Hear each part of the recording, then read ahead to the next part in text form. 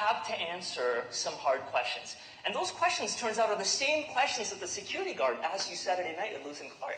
The questions that you guys need to answer are, who are you? What are you doing here? Where are you going?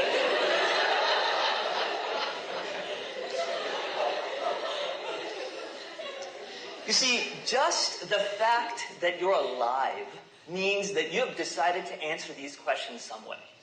Nobody gets a get-out-of-jail-free card for answering these questions. You're answering the questions right now. You're choosing to be here, not to do this. You're choosing to take this class, not that class. You're choosing to stay in school, not stay in school. You're choosing to be faithful to your parents, not to them. You're choosing to be kind to this person and not to that person. You're answering those questions somehow. Let me give you an example of what I'm talking about. Some of you might be answering the questions through the lens of an atheist, secular humanist. Some of you might be thinking as a Buddhist. Some of you might be thinking as a Hindu. So what I mean by that is, you got to get on a plane. And you got to commit all in to choose that, to take that plane. You can't be sort of into something. You say, I'm going to make the decision this way as a humanist. That's what I'm going to do and live my life that way. Great. You got to get in, commit, just like the way I did, to get on a plane and risk your life by playing that game. You can be a Muslim and you can say, I like that plane. That plane makes more sense to me. You can be a Buddhist. Great. You can be a Christian. Great. You can be a I don't care plane. I don't even care what this is, but still, you're on a plane. You're choosing to say, whatever life comes at me, I don't want to be on that plane with you, but you could do that, right? That's a choice that you have. What are you going to do tomorrow? Well, that's your plane, right? You've chosen to fly on that crazy plane, right? Good luck with that life. You could also say, I sort of like the humanist perspective. I'm going to take 20% of that. I like what the Muslims, the Islamic, I like 10% of that. I'm going to mix that in with like 40% Buddhism, 5% Christians. I like that plane. So you can make your own plane. That's called the American buffet plane. Now, that plane, I don't know who's tested it. Nobody's ever tested that plane. You just made that up. Good luck, again. So you got to pick some plane to live your life by. Right? You got to kind of commit to it. So the question is, which plane do you pick? Now, to me, let me just say that the Christian story, that Christian plane makes the most sense. I'm sort of 75% convinced that that's the right plane. But you know what? I'm 100% all in. Even though 75%, like there's a 25% of the Christian faith that's like weird to me. I just don't get. Right? But I'm an idiot who grew up in India, and I'm in 21st century America. Do you think I'm supposed to understand this magnificence? Sort of what God is talking about Darwin's quote, like, who am I to figure this stuff out? But to me, 70% is about what I got. But the Islamic plane, the Buddhist plane, they're about 40% that makes sense to me. And the humanist plane is like, 47%. And then, so out of the best shot I got, I choose the Christian plane.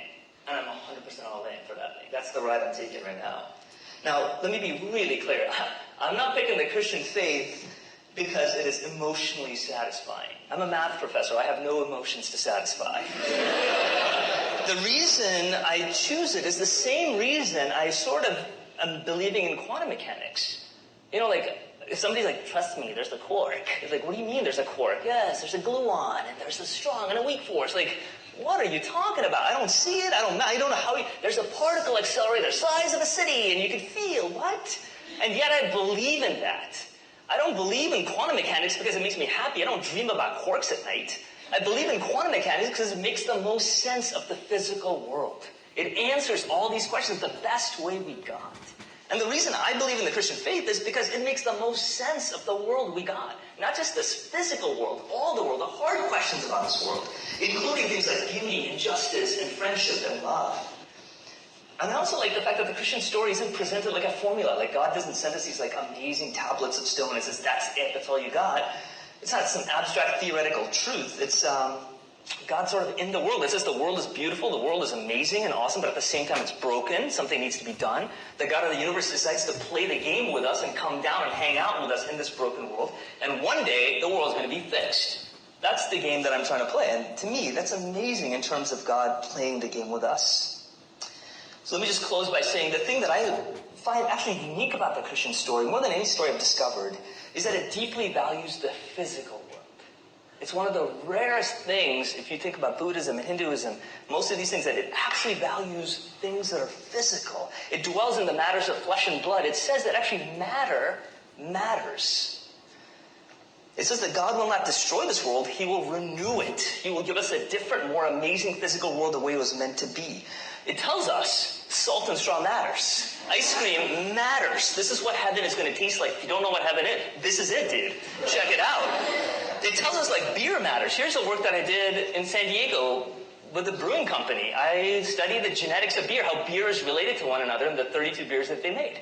Beer matters. Drinks matter. It tells us that mathematics and physical things matter.